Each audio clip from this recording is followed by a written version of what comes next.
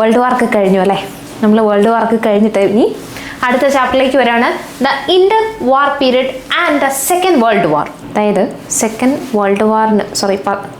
First World വാർ കഴിഞ്ഞ് നമ്മൾ first world വാറിൻ്റെ ഒരു ഇൻ്റർ പീരീഡിലേക്ക് നമ്മൾ പോവുകയാണ്.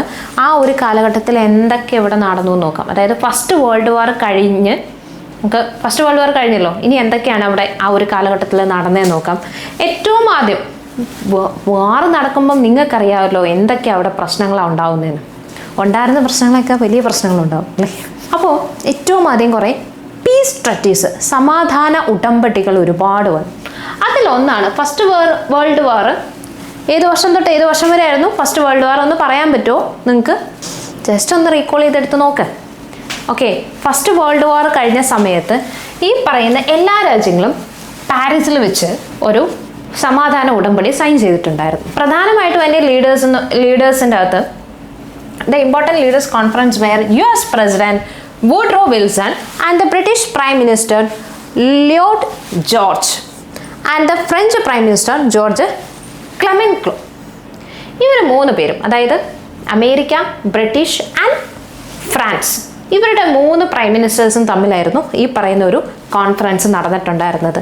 അതിനുശേഷം ലീഗ് ഓഫ് നേഷൻ, നമ്മുടെ ഇന്നത്തെ UN ഉണ്ട്, യുണൈറ്റഡ് നേഷൻ ഓർഗനൈസേഷൻ്റെ പൂർവികമായിട്ടുണ്ടായിരുന്ന രൂപമാണ് league of nation.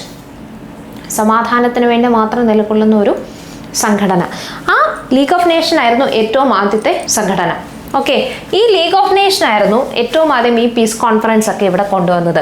That decision to create the world organisation, that is called League of organisation. That's a promotion of international cooperation, അതായത് പരസ്പരം ആഭ്യന്തരമായിട്ടുള്ള സഹകരണം, പീസ്, സമാധാനം, സെക്യൂരിറ്റി.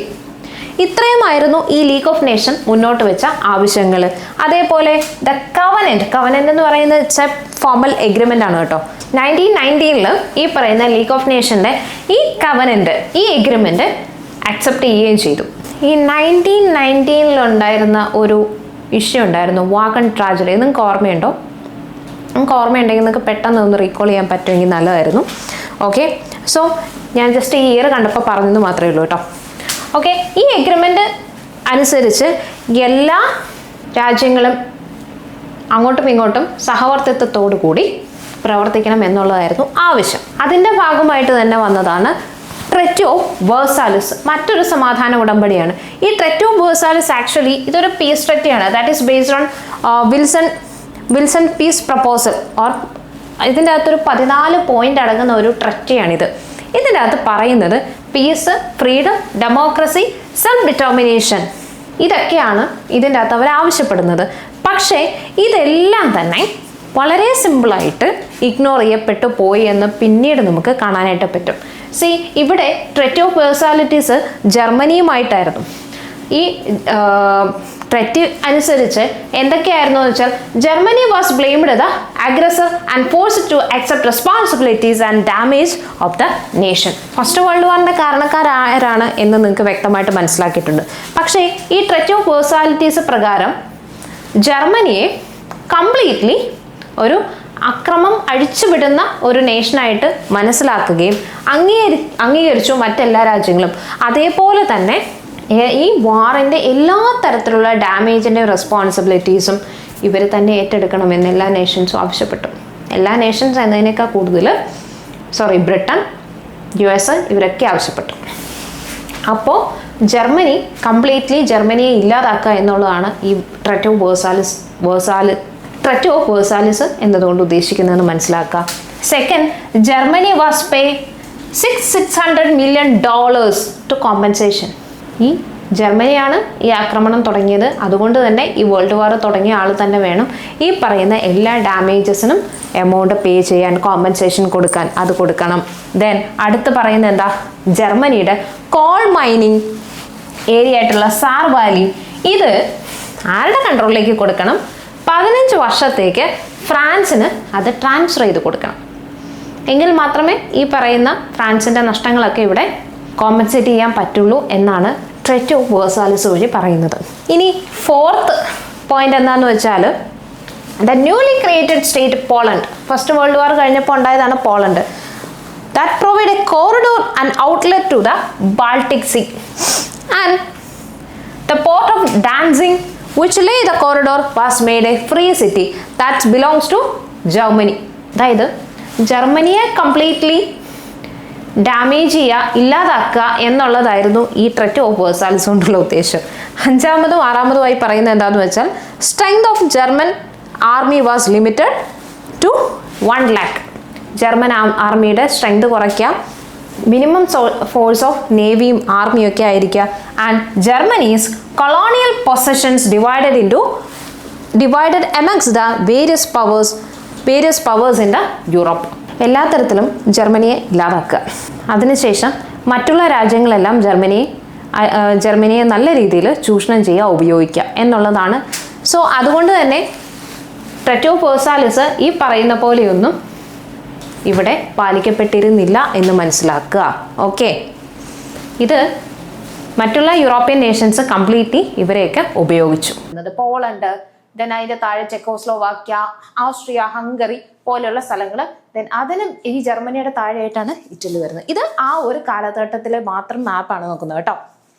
പിന്നെ ഇതാണ് നമ്മുടെ റഷ്യ. അന്നത്തെ കാലത്തുണ്ടായിരുന്ന പ്രത്യേകത, ഇവിടെ ഉണ്ടായിരുന്ന പല പ്രദേശം അന്ന് റഷ്യ എന്നല്ലായിരുന്നു, സോവിയറ്റ് യൂണിയൻ എന്നായിരുന്നു അറിയപ്പെട്ടിരുന്നത്. കാരണം ഈ റഷ്യയുടെ തൊട്ടടുത്തുള്ള പല പ്രദേശങ്ങളും ഇന്ന് നമ്മൾ അറിയപ്പെടുന്ന എസ്റ്റോണിയ, ലാത്വിയ, ലിത്വാനിയ, അതേപോലെ ഹംഗറി, ദെൻ റൊമാനിയ പോലെയുള്ള സ്ഥലങ്ങളെല്ലാം അന്ന് ഈ സോവിയറ്റ് യൂണിയൻ എന്ന് പറയുന്ന ഒരു യൂണിയനിലായിരുന്നു. ഓക്കെ, പിന്നീട് അത് ഡിസിൻറ്റിഗ്രേറ്റ് ചെയ്ത് പോയതാണ്. 1991 ആയപ്പോഴത്തേക്കും ഡിസിൻറ്റിഗ്രേറ്റ് ചെയ്ത് പോയപ്പോഴത്തേക്കാണ് അത് സെപ്പറേറ്റ് ഇൻഡിപെൻഡൻ്റ് ആയിട്ടുള്ള രാജ്യമൊക്കെ ആയിട്ട് മാറിയതും. പിന്നെ റഷ്യ എന്ന് പറയുന്ന ഒരു വൻ നേഷൻ സെപ്പറേറ്റ് ആയിട്ട് നിൽക്കുന്നത്. ഓക്കെ, ജസ്റ്റ് ഒരു ഐഡിയ കൊണ്ടുവരാൻ വേണ്ടി മാത്രം പറഞ്ഞാണ്. ഇതിൻ്റെ അകത്ത് ആക്സിസ് പവറും അതേപോലെ അലീസ് പവേഴ്സും ഉണ്ട്. ആരൊക്കെയായിരുന്നു ഓർക്കുന്നുണ്ടോ? ആക്സിസ് പവേഴ്സും അലീൽ പവേഴ്സും. യെസ്, ആക്സിസ് പവേഴ്സ് നമുക്ക് ഇതിൻ്റെ അകത്ത് തന്നെ നോക്കാം. ആക്സിസ് പവേഴ്സ് എന്ന് പറഞ്ഞാൽ നമ്മുടെ ജർമ്മനി, ഇറ്റലി, അതേപോലെ ഓസ്ട്രിയ, ഹംഗറി എല്ലാം അതിൻ്റെ അകത്ത് വരുന്നതാണ്. ദെൻ അലീൽ പവേഴ്സ് ഈ ആക്സിസ് പവറിന്റെ കൺട്രോളിലുള്ള ഭാഗങ്ങളാണ് ഈ പറയുന്ന സോവിയറ്റ് യൂണിയനും അതുമായി ബന്ധപ്പെട്ട രാജ്യങ്ങളും എല്ലാം. അതേസമയം അലീൽ പവേഴ്സ് എന്ന് പറഞ്ഞാൽ നമ്മുടെ ബ്രിട്ടൻ, അതേപോലെ ഈ ഫ്രാൻസിന്റെ കുറച്ച് പ്രദേശങ്ങൾ. ഓക്കെ, ആക്സിസ് പവർ, അപ്പൊ അലീൽസ് പവർ. ആക്സിസ് പവേഴ്സ് എന്ന് പറഞ്ഞാൽ നമ്മുടെ ജർമ്മനി, ജപ്പാൻ, അതേപോലെ ഇറ്റലി. ഓക്കെ, ദെൻ അലീൽ പവേഴ്സ് എന്ന് പറഞ്ഞാൽ അതിൻ്റെ അകത്ത് വരുന്ന ആരൊക്കെയാ? പ്രധാനപ്പെട്ട 3 ആൾക്കാരാണ്. നമ്മുടെ ഫ്രാൻസ്, അതേപോലെ USA, UK അല്ലെങ്കിൽ ബ്രിട്ടൻ. ഓക്കെ, ഇത് ഈ ഒരു മാപ്പ് കാണിച്ചിട്ടുള്ളത് വേൾഡ് വാർ 2 സമയത്ത് യൂറോപ്പിന്റെ അകത്തെ അവസ്ഥയാണ്. ജസ്റ്റ് നിങ്ങൾക്ക് ഈ പറയുന്ന സ്ഥലം എവിടെയാണ് എന്താണ് എന്നുള്ള ഐഡിയ കിട്ടാൻ വേണ്ടിയിട്ട് മാത്രം പറഞ്ഞതാണ്. ഓക്കെ, സോ നെക്സ്റ്റ് ഈ പറയുന്ന യൂറോപ്പിന്റെ മാപ്പ്, അതുവരെ ഉണ്ടായിരുന്ന യൂറോപ്പിന്റെ മാപ്പൊക്കെ ചേഞ്ച് ചെയ്യാൻ പോകുന്നത് വെച്ചാൽ, അതായത് ഇറ്റലി എന്ന് പറയുന്നത് ഒരു അലീറ്റ് സൈറ്റിലേക്ക് മീൻസ്, അതായത് ഇതിന്റെ ടെറിട്ടറീസ് എല്ലാം, ഓക്കെ, ഇറ്റലിയുടെ ടെറിട്ടറീസ് എല്ലാം ഓസ്ട്രിയ, ഹംഗറി ഒക്കെ അതുമായിട്ട് ബന്ധപ്പെട്ടാണ് ഇരിക്കുന്നത്. സോ ഇവിടെ ഈ ഇറ്റലിയിൽ മീൻസ് വൺസ് അഗൈൻ ഈ പറയുന്ന പീസ് ട്രീറ്റി കഴിഞ്ഞപ്പോഴത്തേക്കും ഇറ്റലിക്ക് കിട്ടിയതെന്ന് പറഞ്ഞാൽ ഓസ്ട്രിയയുടെ ചെറിയൊരു ടെറിട്ടറിയാണ്. പ്രധാനമായിട്ടും സെക്കൻഡ് വേൾഡ് വാർ നടന്നതിന്റെ ഒരു കാരണം ഫസ്റ്റ് വേൾഡ് വാർ കാലഘട്ടത്തിൽ പിടിച്ചെടുത്ത ചില സ്ഥലങ്ങൾ തരാമെന്ന് ലീഗ് ഓഫ് നേഷനും ഉറപ്പ് കൊടുത്തിട്ടുണ്ടായിരുന്നു ഈ പറയുന്ന ആക്സിസ് പവറിനും അലീൽ പവേഴ്സിനും. ആ പറഞ്ഞ പ്രദേശങ്ങളൊന്നും കൃത്യമായിട്ട് ഇവർക്ക് കിട്ടിയില്ല എന്നുള്ളതാണ് ഒരു കാരണം. ഓക്കെ, സോ അതിന്റെ ഭാഗമായിട്ടാണ് യൂറോപ്പിന്റെ ആ ഒരു മാപ്പ് തന്നെ ചേഞ്ച് ആവുകയാണ്. കാരണം പല സ്ഥലങ്ങളും അങ്ങോട്ടും ഇങ്ങോട്ടും അവർ ഷെയർ ചെയ്ത് എടുക്കേണ്ടി വരികയാണ്. അപ്പം ഇറ്റലിയുടെ കേസാണ് പറഞ്ഞത്. ഇറ്റലി ഈ പറയുന്ന പോലെ കുറേയധികം ടെറിട്ടറീസ് കിട്ടുമെന്നൊക്കെയാണ് വിചാരിച്ചിരുന്നത്. പക്ഷേ വളരെ ഒരു ചെറിയ പോർഷൻ, അതും ആസ്ട്രിയയുടെ ചെറിയൊരു പോർഷനാണ് കിട്ടിയിട്ടുണ്ടായിരുന്നത്. ദെൻ റഷ്യയുടെ കേസ് പറയുകയാണെന്നുണ്ടെങ്കിൽ ഈ പറഞ്ഞ പോലെ റഷ്യയുടെ തൊട്ടടുത്താണ് പോളണ്ടിന്റെ പകുതി ഭാഗത്തോളം കിട്ടുമെന്ന് വിചാരിച്ചിരുന്നു. പക്ഷെ അത് കിട്ടിയില്ല. പകരം ബാൾട്ടിക് സ്റ്റേറ്റ്സ് ആയിട്ടുള്ള എസ്റ്റോണിയ, ലാത്വിയ, ലിത്വാനിയ എന്ന് പറയുന്ന സ്ഥലങ്ങളെല്ലാം പിന്നീട് ആഡ് ചെയ്യപ്പെട്ടു. ഓക്കെ, ആദ്യം അതും കിട്ടിയിട്ടുണ്ടായിരുന്നില്ല. പിന്നെ കാരണം ഇൻഡിപെൻഡന്റ് ആയിട്ട് നിൽക്കുന്ന പോളണ്ടിനെയാണ് കുറേയൊക്കെ ഇവര് മീൻസ് പോളണ്ട് എന്ന് പറഞ്ഞാൽ ഒരു യൂറോപ്പിന്റെ ഒരു ഹൃദയഭാഗമായിട്ട് വരും. സോ അതിനു വേണ്ടിയിട്ട് യൂറോപ്യൻ നേഷൻസ് അങ്ങോട്ടും ഇങ്ങോട്ടും എപ്പോഴും അടിയും. ദെൻ അതിനുശേഷം പോളണ്ട് ഈ പറഞ്ഞ പോലെ ഇവർക്കും എല്ലാം ഭാഗിച്ചു കൊടുക്കേണ്ട ഒരവസ്ഥ വന്നു. ജസ്റ്റ് ഒന്ന് നോക്കി പോയാൽ മതി ഈ ഭാഗങ്ങളെല്ലാം. ദെൻ അത് കഴിഞ്ഞ് നമ്മൾ നോക്കുവാണെങ്കിൽ ട്രീറ്റി വിത്ത് ടർക്കി. ഇവിടെ ടർക്കിയുമായിട്ടുള്ള ട്രീറ്റിയിൽ എന്താ സംഭവിക്കുന്നതെന്ന് വെച്ചാൽ കംപ്ലീറ്റ്ലി ടർക്കിഷ് എംപയർ മുറിച്ച് ഭാഗങ്ങളാക്കി എല്ലാവർക്കും കൊടുത്തൊരവസ്ഥയാണ്. ഓക്കെ, കാരണം ഒരു അറബ് പൊസഷനൊക്കെ ടർക്കിക്ക് ഇതോടെ നഷ്ടപ്പെടുകയാണ്. ഓക്കെ, അതുവരെ അതൊരു മുസ്ലിം രാജ്യമായിരുന്നു, ഒരു അറബ് നേഷനായിരുന്നു. അവിടെ നമ്മുടെ ഖലീഫ രാജാവ് എന്ന് മീൻസ് ദൈവതുല്യനായിട്ടുള്ള രാജാവ് എന്ന് അവിടുത്തെ ആൾക്കാർ കണ്ടിരുന്ന ആളാണ്. പക്ഷെ ആ ഒരു പൊസഷനൊക്കെ ഇതോടുകൂടി നഷ്ടപ്പെട്ടു പോയി. അതേപോലെ തന്നെ നോർത്ത് ആഫ്രിക്കയിലും ഉണ്ടായിരുന്ന ഒരു ഇൻഫ്ലുവൻസ് ഉണ്ടായിരുന്നു, അത് നഷ്ടപ്പെട്ടു. സോ നമ്മൾ പറഞ്ഞു ഈ പറയുന്ന ടർക്കിയിലുണ്ടായിരുന്ന ആ അറബ് പൊസഷൻ കംപ്ലീറ്റ് ആയിട്ട് നഷ്ടപ്പെട്ടു. ഒന്ന്. പിന്നെ അതിനുശേഷം ഇവര് നമ്മുടെ റഷ്യ, ഗ്രീസ് പോലെയുള്ള സ്ഥലങ്ങളൊക്കെ ഉണ്ടല്ലോ, ഈ പറയുന്ന സ്ഥലങ്ങൾ Russia and Greece also gained some areas. Turkey was thus reduced a small state. ഞാൻ പറഞ്ഞു ടർക്കി ഇങ്ങനെ മുറിച്ച് ചെറിയ ഒരു കിങ്ഡം ആയിട്ട് മാറി. ബാക്കി എല്ലാവർക്കും ഇത് വീതിച്ചെടുക്കേണ്ട ഒരവസ്ഥയായി. ഓക്കെ, ദെൻ അത് കഴിഞ്ഞപ്പോഴത്തേക്ക് അതായത് റഷ്യയും ഗ്രീസും ഉൾപ്പെടെ അവർക്കും കിട്ടി ടർക്കിയുടെ കുറെ പോർഷൻസ്. ഓക്കെ, ഇതിനെതിരായിട്ട് കുറേ അധികം റിബല്യൻസ് ഈ ഒരു കാലഘട്ടത്തിൽ ടർക്കിയിൽ വന്നിട്ടുണ്ടായിരുന്നു. അതിന്റെ ലീഡറാണ് മുസ്തഫ കോമലിന്റെ ലീഡർഷിപ്പിൽ കുറേ അധികം റിബല്യൻസ് ഈ പറയുന്ന ട്രീറ്റി ഓഫ് ടർക്കി എന്നതിന് എതിരായിട്ട് നടന്നിട്ടുണ്ട്. ഈ ട്രീറ്റി ഓഫ് ടർക്കി എന്ന് പറഞ്ഞാൽ ടർക്കിയെ മുറിച്ച് എല്ലാവരും വീതിച്ചെടുക്കുന്നതിന് എതിരായിട്ടുള്ള കലാപങ്ങൾ. ഓക്കെ, അപ്പം നമ്മൾ പറഞ്ഞു ടർക്കിയിലുണ്ടായിരുന്ന സുൽത്താൻ റിമൂവ് ചെയ്യപ്പെട്ടുകൊണ്ട് തന്നെ അതൊരു റിപ്പബ്ലിക് ആയിട്ട് എസ്റ്റാബ്ലിഷ് ചെയ്യാനുള്ള ആവശ്യങ്ങളായിരുന്നു പിന്നീട് അവിടെ ഉണ്ടായിരുന്ന ആൾക്കാർക്ക് ഉണ്ടായിരുന്നത്. സോ 1923 ഒക്കെ ആയപ്പോഴത്തേക്കും അതൊരു റിപ്പബ്ലിക് പവർ ആയിട്ട് എസ്റ്റാബ്ലിഷ് ചെയ്യും. മുസ്തഫ കോമൽ എന്ന് പറയുന്നത് ഫസ്റ്റ് പ്രസിഡന്റ് ആയിട്ട് മാറുകയും ചെയ്തു. ഓക്കെ, അതുകൊണ്ട് തന്നെ പിന്നീട് ഈ ടർക്കി എന്ന് പറയുന്ന ഒരു നേഷൻ നല്ല രീതിയിലുള്ള ഡെവലപ്മെന്റ് കാണിച്ചു തുടങ്ങി.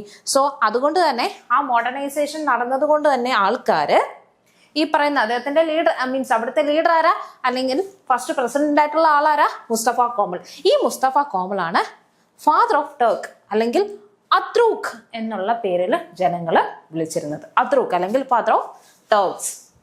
Okay, then rise of totalitarian റെജിംസ്.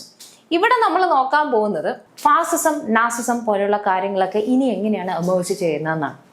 അതായത് നമ്മൾ മനസ്സിലാക്കി കുറേയധികം anti democratic movements Hungary, Poland, Italy, Portugal, Germany, Spain ഇവിടെയെല്ലാം എമേർജ് ചെയ്തു. ഡെമോക്രസിക്ക് എതിരായിട്ടുള്ളത്. ഓക്കെ, ആന്റി ഡെമോക്രാറ്റിക് മൂവ്മെന്റ്സ് ഇതിനെല്ലാം നമ്മൾ ഫാസിസ്റ്റ് മൂവ്മെന്റ്സ് എന്നാണ് വിളിക്കുന്നത്. ഡെമോക്രസിക്ക് എതിരായിട്ടുള്ള എല്ലാം ഫാസിസ്റ്റ് മൂവ്മെന്റ്സ് ആണല്ലോ. കാരണം ഏകാധിപത്യം അല്ലെങ്കിൽ ഒരു പെർട്ടിക്കുലർ ഐഡിയോളജിയിൽ മാത്രം അന്ധമായി വിശ്വസിച്ച് അത് ഉൾക്കൊണ്ട് അത് ജീവിതത്തിൽ പ്രായോഗികമാക്കാൻ ശ്രമിക്കുന്ന ഒരു രീതിയാണ് ഈ പറയുന്ന ഫാസിസം. ഓക്കെ, സോ അപ്പോൾ ഈ ആന്റി ഡെമോക്രാറ്റിക് മൂവ്മെന്റ്സ് ഈ പറയുന്ന എല്ലാ രാജ്യങ്ങളിലും ഉണ്ടായിട്ടുണ്ട്. ഈ ഇറ്റലിയിലെ കേസ് വെച്ച് നോക്കുകയാണെന്നുണ്ടെങ്കിൽ അവിടെ ഉണ്ടായിരുന്ന ഗവൺമെന്റിന്റെ അണ്ടറിൽ ആ ഗവൺമെന്റിന്റെ പോളിസീസിൽ ആൾക്കാർ തൃപ്തരായിരുന്നില്ല. അതുകൊണ്ട് തന്നെ നമ്മുടെ മുസോളിനി, ഇറ്റലിയിൽ ഉണ്ടായിരുന്ന ആളുടെ പേരാണ് മുസോളിനി, ഒരു രാഷ്ട്രീയ നേതാവായിരുന്നു. അപ്പൊ ഈ മുസോളിനി എന്താ ചെയ്തതെന്ന് വെച്ചാൽ ആൾക്കാരെ കുറേ അധികം സ്പീച്ചുകൾ നടത്തി, ക്യാമ്പയിൻ ചെയ്തു. ആൾക്കാരെ ഇത് ഈ രാഷ്ട്രത്തിന്റെ പോളിസീസ് ജനങ്ങൾക്ക് ആവശ്യമുള്ളതല്ല. ഓക്കെ, നിങ്ങൾ എന്നെ വിജയിപ്പിക്കൂ, എന്നെ നിങ്ങളുടെ നേതാവായിട്ട് നിങ്ങൾ അംഗീകരിക്കൂ. അങ്ങനെയാണെന്നുണ്ടെങ്കിൽ മറ്റുള്ള രാജ്യങ്ങളൊക്കെ പോലെ തന്നെ ഒരു പവർഫുൾ ആയിട്ടുള്ള നേഷനാക്കി ഇറ്റലിയെ മാറ്റാൻ എനിക്ക് സാധിക്കും എന്നുള്ള കുറേ സ്പീച്ചുകളൊക്കെ നടത്തി നമ്മുടെ മുസോളിനി അധികാരത്തിലേക്ക് എത്തുകയാണ്. അത് മാത്രമല്ല, മുസോളിനിയുടെ അണ്ടറിൽ കുറേയധികം ആർമി റിക്രൂട്ട് ചെയ്ത് ഒരു ലോങ് മാർച്ച് അവിടുത്തെ ഇറ്റലിയുടെ ഗവൺമെന്റിന്റെ മന്ദിരത്തിന് നേരെ നടത്തുകയാണ്. ആ ലോങ് മാർച്ചിൽ തന്നെ പ്രത്യേകിച്ച് പ്രകോപനങ്ങളൊന്നും ഉണ്ടായിട്ടില്ല. പക്ഷെ ആ ലോങ് മാർച്ചിൽ ഗവൺമെന്റ് ആ ഭരണകൂടം പേടിച്ച് വിറച്ച് അവിടുന്ന് പോവാണ്. എന്നിട്ട് മറ്റു ഒരു പ്രശ്നങ്ങളും ഇല്ലാതെ അധികാരം മുഴുവനായിട്ട് മുസോളിനിക്ക് കൊടുക്കുകയാണ്. സോ അങ്ങനെ ഒരു സ്വേച്ഛാധിപതിയായിട്ട് മുസോളിനി ഇറ്റലിയിലേക്ക് സ്ഥാനാരോഹണം ചെയ്യപ്പെട്ടു.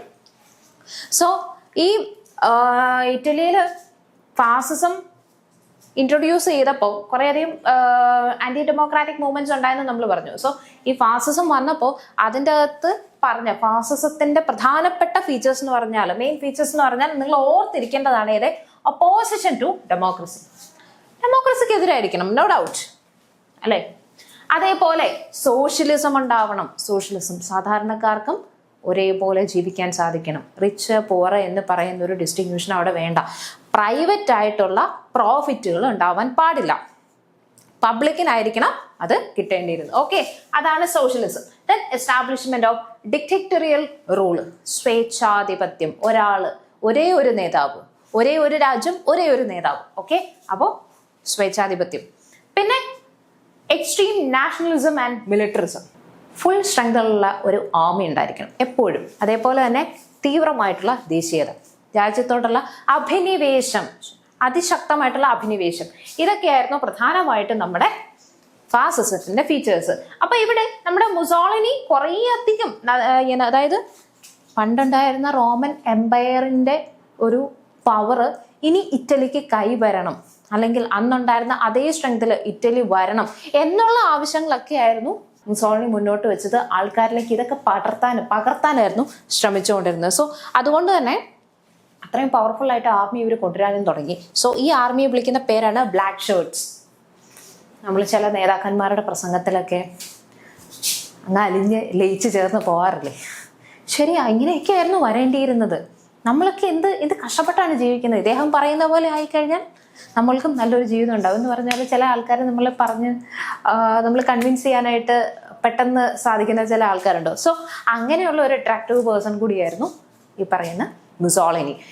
ഇനി ഈ പറയുന്ന കഥയിൽ മുന്നോട്ട് പോകുമ്പോൾ ഒരാളെയും കൂടെ അതേപോലെ നമുക്ക് കാണാൻ പറ്റും. ഓക്കെ, സോ നമ്മുടെ ഫാസിസത്തിന്റെ നേതാവാണ്, ഫാസിസത്തിന്റെ ഇറ്റലിയിൽ ഉണ്ടായിരുന്ന നേതാവിന്റെ പേരാണ് മുസോളിനി.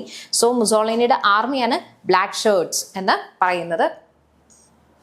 അതേപോലെ തന്നെ മുസോളിനി അതേപോലെ തന്നെ ചെയ്തുകൊണ്ടിരുന്ന മറ്റൊരു കാര്യമാണ് A breakup strikes and spread terror among the socialist and communist. Okay, socialism കൊണ്ടുവരണം എന്നുള്ളതാണല്ലോ പ്രധാനപ്പെട്ട ഒരു ഫീച്ചേഴ്സ്. സോ സോഷ്യലിസം സോഷ്യലിസ്റ്റുകൾക്കും കമ്മ്യൂണിസ്റ്റുകൾക്കും ഇടയിലൊരു പേടി ഉണ്ടാക്കുകയാണ്. ഓക്കെ, മീൻസ് സോഷ്യലിസം കമ്മ്യൂണിസം എന്ന് പറയുന്നത് രണ്ട് ഐഡിയോളജീസ് ആണ്. നമ്മളിത് നേരത്തെ സംസാരിച്ചിട്ടുള്ള കാര്യം കൂടെയാണ്. സോ അന്നത്തെ മറ്റൊരു പ്രധാനപ്പെട്ട പ്രശ്നം കൂടെയാണ്, എപ്പോഴെങ്കിലും കമ്മ്യൂണിസത്തിലേക്ക് ഒരു രാജ്യം പോയിട്ടുണ്ട് എങ്കിൽ, കമ്മ്യൂണിസ്റ്റ് ഭരണത്തിൽ പോയിട്ടുണ്ടെങ്കിൽ അതുമായി ബന്ധപ്പെട്ട നെയ്ബർ കൺട്രീസും അതേ പാത തന്നെ പിന്തുടരുമെന്ന്. സോ സോഷ്യലിസ്റ്റുകൾക്കിടയിലും കമ്മ്യൂണിസ്റ്റുകൾക്കിടയിലും കാരണം ഇനി ഇത് ഇവിടെ നിലനിന്നില്ലെങ്കിൽ, അല്ലെങ്കിൽ ഈ ഫാസിസം എന്ന് പറയുന്ന ഒരു ഐഡിയ ഇവിടെ നിലനിന്നില്ലെങ്കിൽ സോഷ്യലിസ്റ്റുകൾക്കോ കമ്മ്യൂണിസ്റ്റുകൾക്കോ നിലനിൽപ്പില്ല എന്നുള്ള രീതിയിലുള്ള പേടിയും കാര്യങ്ങളും ഒക്കെ ആൾക്കാരിൽ കുത്തി നിറയ്ക്കാനായിട്ട് തുടങ്ങി. അതായത് ഒരു നേതാവിന്റെ ഐഡിയോളജി അവിടെ ആ രാജ്യത്തുള്ള ആൾക്കാരിലേക്ക് ഇൻജക്ട് ചെയ്തിറക്കുക എന്നുള്ളതാണ് ഈ പറയുന്ന ഐഡിയോളജിയിലെല്ലാം വരുന്നത്. ഇനി 1921 ഒക്കെ ആയപ്പോഴത്തേക്കും മുസോളിനി ഒരു നാഷണൽ ഫാസിസ്റ്റ് പാർട്ടിയോട് സെറ്റ് ചെയ്തു. ഓക്കെ, then അതിനുശേഷം ഈ പറയുന്ന നമ്മുടെ ബ്ലാക്ക് ഷർട്ട്സ് റോമിലേക്ക് ഒരു മാർച്ചൊക്കെ നടത്തി. അങ്ങനെയാണ് ഞാൻ ഈ പറഞ്ഞ കംപ്ലീറ്റ് ആയിട്ടുള്ള അധികാരം മുഴുവനും ഗവൺമെന്റ് മുസോളിനിയുടെയും ആർമിയുടെയും അണ്ടറിൽ സറണ്ടർ ചെയ്തു. ഓക്കെ, അങ്ങനെ പുതിയൊരു ഗവൺമെന്റ് നമ്മുടെ മുസോളിനി ഇറ്റലിയിൽ ഫോം ചെയ്യാണ്. ഓക്കെ, പുതിയൊരു ഗവൺമെന്റ് ഫോം ചെയ്തു. ആദ്യം അതൊരു നാഷണൽ ഫാസിസ്റ്റ് പാർട്ടി ആക്കണം എന്നതുപോലെ തന്നെ ഗവൺമെന്റിന്റെ കയ്യിൽ നിന്ന് അധികാരം പിടിച്ചു മേടിച്ചു. ഓക്കെ, സോ അധികാരത്തിൽ വന്നപ്പം നോൺ ഫാസിസ്റ്റ് ആയിട്ടുള്ള പാർട്ടീസ് ഉണ്ടായിരിക്കുമല്ലോ ആ നാട്ടില്, ഒരൊറ്റ പാർട്ടികളെ പോലും വളർത്തിയിട്ടുണ്ടായിരുന്നില്ല. അപ്പം നോൺ ഫാസിസ്റ്റ് ആയിട്ടുള്ള എല്ലാ പാർട്ടികളെയും ബാൻ ചെയ്യാൻ തുടങ്ങി. അതേപോലെ തന്നെ പല ഇംപ്രിസൺമെന്റ്, തടവിലാക്കുകയും ഒക്കെ ചെയ്തിട്ടുണ്ടായിരുന്നു അന്നത്തെ മീൻസ് സോഷ്യലിസ്റ്റ് കമ്മ്യൂണിസ്റ്റ് അതിതീവ്രമായിട്ട് വിശ്വസിക്കുന്ന ആൾക്കാരൊക്കെ ഉണ്ടായിരുന്നല്ലോ. അവരെയൊക്കെ കുറേയധികം ഒരു ഓർഗനൈസ്ഡ് കില്ലിങ്സ് ഒക്കെ നടത്തിയിട്ടുണ്ട് ഈ ഒരു കാലഘട്ടത്തിൽ.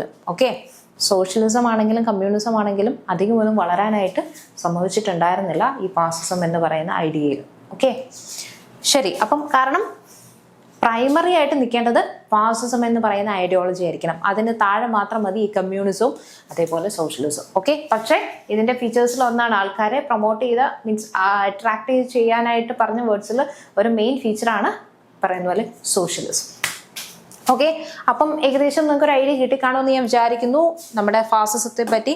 ദെൻ അതിനുശേഷം അതേപോലെ തന്നെ ചെയ്ത മറ്റൊരു ഐഡിയോളജിയാണ് നാസിസം. ഈ നാസിസം എന്ന് പറഞ്ഞാൽ നമ്മുടെ ലോകം കണ്ട ഏറ്റവും വലിയ നാസിസ്റ്റ് ആണ് ഹിറ്റ്ലർ. ഓക്കെ, സോ ഇനി നമ്മൾ Hitler and Nazi party. Okay, ജർമ്മനിയിൽ ഹിറ്റ്ലറുടെ നേതൃത്വത്തിൽ വന്നൊരു പാർട്ടിയാണ് നാസി പാർട്ടി. നിങ്ങളിത് കേട്ടിട്ടുണ്ടാവും. ഓക്കെ, അതേപോലെ തന്നെയാണ് ഇറ്റലിയിൽ മുസോളിനിയുടെ നേതൃത്വത്തിൽ ഏത് പാർട്ടിയാണ് വന്നത്? ഫാസിസം എന്ന് പറഞ്ഞ ഐഡിയോളജിയും ഫാസിസ്റ്റ് പാർട്ടിയും വന്നത്. ഓക്കെ, സോ 1919 വന്ന ആ ഒരു കാലഘട്ടത്തിൽ ഗവൺമെന്റ് എസ്റ്റാബ്ലിഷ് ചെയ്യുകയും അതേപോലെ പുതിയൊരു കോൺസ്റ്റിറ്റ്യൂഷൻ ഉണ്ടാവുകയൊക്കെ ചെയ്തു. ദെൻ അന്നൊരു ചാൻസലറിനെ ആ ഒരു കാലഘട്ടത്തിൽ തിരഞ്ഞെടുക്കുകയും പാർലമെന്റിലേക്ക് ഇലക്ട് ചെയ്യുകയൊക്കെ ചെയ്തു. അതിനുശേഷം during world war Adolf Hitler has been a soldier in the German army and had fought with bravely for 4 years, winning Iron Cross. Germany റഷ്യയോടാണ് അറ്റാക്ക് ചെയ്തത്. അപ്പോൾ ആ ഒരു ഫസ്റ്റ് വേൾഡ് വാർ സമയത്ത് ഹിറ്റ്ലർ ഈ ഒരു ഗ്രൂപ്പിൻ്റെ അകത്തുണ്ടായിരുന്നു. And disappointed at Germany's defeat he now decided to join politics. ആ കാലഘട്ടത്തിൽ ജർമ്മനി ഫസ്റ്റ് വേൾഡ് വാറിൽ തോൽപ്പിക്കപ്പെടുകയും അതേപോലെ തന്നെ നമ്മുടെ ആർമിയിൽ ഉണ്ടായിരുന്ന കാലഘട്ടത്തിൽ നിന്നും മാറി, ആ ഒരു നാണക്കേടിൽ നിന്നും മാറി, ആർമിയിൽ നിന്നും മാറി നേരെ പൊളിറ്റിക്സിലേക്ക് ജോയിൻ ചെയ്യപ്പെടുകയായിരുന്നു. 1921 ഓക്കെ, 1921 Hitler became powerful and speeches and organized skills made him leader of the national socialist German party and or the workers party that is called a Nazi party. Okay, ഒരിക്കൽ ലീഡറായിരുന്ന ആർമി ലീഡറായിരുന്ന ഒരാൾ പിന്നീട് പൊളിറ്റിക്സിൽ join ചെയ്യുകയും അവിടെ ഒരു Nazi party form ചെയ്യുകയും ചെയ്യുന്നതാണ് നിങ്ങളിപ്പോൾ കണ്ടത്. And like fascist in Italy, Hitler had its own army called Storm toppers. Storm toppers എന്ന് പറയുന്നത് ബ്രൗൺ ഷർട്ട്സ് എന്നുള്ളതായിരുന്നു ഈ ആർമിയുടെ പേര്, brown shirts. And the attempt failed and Hitler was in jail. While in jail, he wrote a book that is called Mein Kampf. ഇത്രയും മനസ്സിലാക്കിയാൽ മതി. Nazi party form ചെയ്തത് ഹിറ്റ്ലർ ആണ്. അതിനുശേഷം വേണ്ട പോയിന്റ്, ബ്രൗൺ ഷർട്ട്സ് എന്നായിരുന്നു ഈ പറയുന്ന ഹിറ്റ്ലറിന്റെ ആർമിയുടെ പേര്. ദെൻ സ്റ്റോം ടോപ്പേഴ്സ് എന്നും വിളിക്കാറുണ്ടായിരുന്നു, പക്ഷേ സ്റ്റോം ട്രൂപ്പേഴ്സ് അല്ലെങ്കിൽ ബ്രൗൺ ഷർട്ട്സ് എന്ന് വിളിക്കാറുണ്ടായിരുന്നു. ദെൻ ഹിറ്റ്ലർ ജയിലിലായിരുന്ന സമയത്ത് എഴുതിയ ബുക്കിന്റെ പേരാണ് മെയിൻ കാംപ്. ഇത്രയും നിങ്ങൾ ഓർത്താൽ മതി, വൺ വേർഡ് ആയിട്ട് ചോദിക്കാനേ ഉള്ളൂ ഇവിടെ. ഇനി the aim of Nazi party, what the aim of Nazi party? That wipe out humiliation of Versailles and make Germany powerful and feared in the world. എല്ലാ രാഷ്ട്രങ്ങളെയും ഭയപ്പെടുത്തുന്ന, വിറപ്പിക്കുന്ന ഒരു പവർഫുൾ നേഷനായിട്ട് ജർമ്മനിയെ മാറ്റുക എന്നുള്ളതായിരുന്നു നാസി പാർട്ടിയുടെ ഉദ്ദേശം. അതേപോലെ വേഴ്സാലിസ് ട്രിറ്റി എന്ന് പറയുന്നത് കംപ്ലീറ്റ്ലി ജർമ്മൻസിനെ ഹ്യൂമിലിയേറ്റ് ചെയ്യുന്ന ഒരു ട്രിറ്റിയാണെന്ന് അവർ മനസ്സിലാക്കുകയും അതിനെ വൈപ്പ് ഔട്ട് ചെയ്യുക എന്നതുമായിരുന്നു ഉദ്ദേശം. So Nazi is similar to fascism and opposite to democracy. ജനാധിപത്യത്തെ ഒപ്പോസ് ചെയ്തിട്ടുണ്ടായിരുന്ന മൂവ്മെന്റ്സ് ആയിരുന്നു ഫാസിസത്തിലും അതേപോലെ തന്നെ നാസിസത്തിലും നമുക്ക് കാണാൻ പറ്റുന്നത്. And it is used brutal force to crush any opposition. മനസ്സിലായോ? ഏത് തരത്തിലുള്ള ഒപ്പോസിഷനും ആയിക്കോട്ടെ അതിനെ കൺമുന്നിലുള്ള തടസ്സങ്ങളെയെല്ലാം ഒന്നും നോക്കാതെ ഒഴിവാക്കുക എന്നുള്ളതായിരുന്നു നാസി പാർട്ടിയുടെയും ഫാസിസ്റ്റ് പാർട്ടിയുടെയും ഉദ്ദേശം. അതിൻ്റെ ഭാഗമായിട്ട് തന്നെ ഹിറ്റ്ലർ ചെയ്തുകൊണ്ടിരുന്നതാണ് ജൂതന്മാരുടെ ജീനോസൈഡ്, അവരുടെ വംശഹത്യ, അവരുടെ വംശത്തെ തന്നെ ഇല്ലാതാക്കുക. ആ രീതിയിലായിരുന്നു. അല്ലെങ്കിൽ ആ ഒരു സ്ഥലത്ത് നിന്ന്, ജർമ്മനിയിൽ നിന്ന് ഒരു ജൂതർ പോലും അവശേഷിക്കരുത് എന്നുള്ള വാശിയായിരുന്നു നമ്മുടെ ഈ ഒരു കാലഘട്ടത്തിൽ കാണാൻ സാധിക്കുന്നത്. അത് ജൂസിൻ്റെ ജിനോസൈഡ് എന്നാണ് പറയുന്നത്, വംശഹത്യ നടത്തുകയായിരുന്നു നമ്മുടെ Hitler. Okay, and he believed in the purity and superiority of German race, not Jews. And Germans to recreate the great Germany എന്നുള്ളതൊക്കെ ആയിരുന്നു നമ്മുടെ നാസി പാർട്ടിയുടെ ഉദ്ദേശം. ഇനി മിലിറ്ററി ഫാസിസം ഇൻ ജപ്പാൻ, അതെന്താ നോക്കുകയാണെങ്കിൽ, Japan had been a only country that in Asia to escape colonisation by the end of 19th century. Okay, and Japan's expansionist policy lead here war with China. അങ്ങനെ ഒരു കാര്യം ഉണ്ടായിരുന്നു ആ ഒരു കാലഘട്ടത്തിൽ. Then defeat of China enabled Japan to gain foothold in the country. In 1905, Japan defeated Russia in war and took over Manchuria. ചൈനയിലെ ഒരു സ്ഥലമാണ് ഈ മഞ്ചൂറിയ എടുത്തു. And the Russian sphere of influence in China. അപ്പോൾ ചൈനയിൽ തന്നെ മഞ്ചൂറിയ എന്ന് പറയുന്ന സ്ഥലം ഇവിടെ പിടിച്ചടക്കുകയും അവിടെ റഷ്യൻ സ്പിയർ ഉണ്ടാക്കുക. And this was the first instance of Asian country defeating a 19th European nation in war. ഇനി അതിനുശേഷം later Japan also annex Korea. Korea നമുക്കറിയാം, സൗത്ത് കൊറിയ, നോർത്ത് കൊറിയ ഉണ്ട്. And the outbreak of the First World War give the clear chance to acquire Germany possessions in China and some German hard islands in Pacific. ഓരോ war വഴിയും ഓരോ സ്ഥലത്തെയും Asia ആയിക്കോട്ടെ Europe ആയിക്കോട്ടെ ഓരോ സ്ഥലങ്ങളും അങ്ങോട്ടും ഇങ്ങോട്ടും പിടിച്ചടക്കുക എന്നുള്ളതായിരുന്നു ഉദ്ദേശം. അതേപോലെ തന്നെ പസഫിക് എന്ന് പറയുന്നത് ഏറ്റവും വലിയൊരു ഓഷ്യനാണ്. അവിടെ ഒരു ഐലൻഡ്സ് പിടിച്ചെടുക്കുക, അവിടെയും ഒരു ഭരണം കൊണ്ടുവരിക എന്നുള്ളതായിരുന്നു ഈ നേഷൻസിൻ്റെ ഒക്കെ ഉദ്ദേശം. After war the league gave here mandate over islands and great depression and it's effects. അതെന്താണെന്ന് നോക്കാം. ദ ഗ്രേറ്റ് ഡിപ്രഷൻ എന്ന് പറയുന്നത് എക്കണോമിക് ക്രൈസിസ് ആണ്. ഈ പൊളിറ്റിക്കൽ കണ്ടീഷൻസ് കൊണ്ടൊക്കെ തന്നെ എക്കണോമിക്കലി പല കൺട്രീസും വേൾഡ് വാറിന് ശേഷം തന്നെ പല എക്കണോമിക് ക്രൈസിസും നേരിടും. അതിൻ്റെ ഭാഗമായിട്ട് പൊളിറ്റിക്കൽ കണ്ടീഷൻ കൂടെ വേഴ്സ് ആകും. Then US Democratic Party came to the power with Franklin D Roosevelt as president. And he introduced a programme economic reform and social welfare called New Deal. Okay, Roosevelt ആണ് ഈ പറയുന്ന world വാറിന് ശേഷം കൊണ്ടുവന്ന ആ ഒരു economic ഡിപ്രഷനെ കുറച്ചും കൂടെ improve ചെയ്യാനായിട്ട് ചില പ്രോഗ്രാംസ് കൊണ്ടുവന്നത്. സോ ഇവിടെ fascist movements arose in Britain and France that were not successful. അപ്പോൾ മനസ്സിലാക്കാം, ഫാസിസം പതുക്കെ പുറകിലേക്ക് വരാനായിട്ട് തുടങ്ങി. And through fascist movements and the Germany and Italy post war discontent and depression. വാറിന് ശേഷമുള്ള ഡിപ്രഷനിലേക്ക് ജർമ്മനി എത്തുകയാണ്, ഇറ്റലി എത്തുകയാണ്. And that lead to victories of fascist party during 1930s. The foreign policies of US, Britain, France were also similar. അവർ മൂന്ന് പേരും ഒരു സഖ്യ രൂപീകരണം എന്ന പോലെ ഒരുമിച്ചു. പക്ഷേ they do not adopt any strong position over or against fascist. ഫാസിസത്തിനെതിരായിട്ട് ഈ പറയുന്ന US ബ്രിട്ടനോ ഫ്രാൻസോ ഒന്നും തന്നെ ചെയ്തില്ല. And their main concern to check the spread of socialist idea of workers movements instead of they choose appears fascism. Actually ഈ പറയുന്ന ഫ്രാൻസും ബ്രിട്ടനും അതേപോലെ അമേരിക്കയും ഒക്കെ നോക്കിയിട്ടുണ്ടായിരുന്നത് സോഷ്യലിസം എന്ന് പറയുന്ന ഐഡിയ ഒരു കാരണവശാലും വർക്കേഴ്സിലിടയിൽ സ്പ്രെഡ് ആവാൻ പാടില്ല.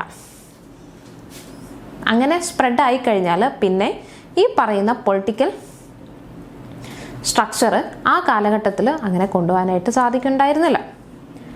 സോ റഷ്യയിലും ചൈനയിലും ഒക്കെ ഉണ്ടായിരുന്നത് കമ്മ്യൂണിസം ആയിരുന്നെങ്കിൽ കമ്മ്യൂണിസത്തിൻ്റെ സ്പ്രെഡിനെ ആയിരുന്നു, കമ്മ്യൂണിസം എന്ന് പറയുന്ന ആശയം വളരുന്നതിനെയായിരുന്നു ഇവർ മൂന്ന് പേരും പേടിച്ചിരുന്നത്, ഈ മൂന്ന് നേഷൻസ് പേടിച്ചിരുന്നത്. അപ്പോൾ അതായിരുന്നു ഏറ്റവും പ്രധാനപ്പെട്ട ഉദ്ദേശം. പക്ഷേ അതിൻ്റെ നിഴൽ പറ്റി ഇവർ ഫാസിസമോ അല്ലെങ്കിൽ നാസിസമോ ഒന്നും കാര്യമായിട്ട് ശ്രദ്ധിച്ചിരുന്നില്ല. ഇനി developments in the USSR, Russia ആ ഒരു കാലഘട്ടത്തിൽ അറിയപ്പെടുന്ന USSR എന്നായിരുന്നു. Already discussed the Russia's participation in the war and Russian revolution followed by a civil war and allied military invention, all all this had resulted in collapse in the Russian economy. അവിടെ റഷ്യയിൽ വളരെ വലിയൊരു depression ഉണ്ടാവുകയാണ്. അതേപോലെ വളരെ drastic ആയിട്ടുള്ള shortage, food ഷോർട്ടേജും അതേപോലെ industrial പ്രൊഡക്ഷനും ഒക്കെ ഡ്രാസ്റ്റിക്കലി കുറയുകയാണ്. ഓക്കെ, ഈ ഫുഡ് ഷോർട്ടേജും ഇൻഡസ്ട്രിയൽ ഡൗണും ഒക്കെ റഷ്യൻ എക്കോണമിയും വല്ലാത്ത രീതിയിൽ ബാധിച്ചിട്ടുണ്ടായിരുന്നു. ആ കാലഘട്ടത്തിൽ ഉണ്ടായിരുന്ന ലീഡറായിരുന്നു Lenin. He introduced to take some strict measures like to stabilise the Soviet government. And their people were encouraged and even forced to work for goods and follow men rather than for motive. And this grim state of affairs, which lasted from 1918 to 21, was called war communalism, and nothing could be brought or sold in the market. ഇത് ലെനിനെ സംബന്ധിച്ച് ആ കാലഘട്ടത്തിൽ ഈ പറയുന്ന ഒരു economical depression ഒഴിവാക്കാൻ വേണ്ടിയിട്ട് ആൾക്കാരെ വല്ലാത്ത രീതിയിൽ പണിയെടുപ്പിക്കുക. അതായത് ഒരാളുടെ കണ്ടീഷൻ പോലും നോക്കാതെ നന്നായിട്ട് ജോലി എടുക്കുക, സർപ്ലസ് ഉണ്ടാക്കുക. ഓക്കെ, ഫുഡാണെങ്കിലും ഇൻഡസ്ട്രി പ്രോഡക്ട്സ് ആണെങ്കിലും ഇതൊക്കെ നല്ല രീതിയിൽ സർപ്ലസ് ഉണ്ടാക്കുക എന്നുള്ളത് മാത്രമേ നോക്കിയിട്ടുണ്ടായിരുന്നുള്ളൂ. അതുകൊണ്ട് തന്നെ ഈ പറയുന്ന വിഗ്രസ് പ്രോഗ്രാം സ്റ്റാർട്ട് ചെയ്തു. ദെൻ ഇൻഡസ്ട്രിയിൽ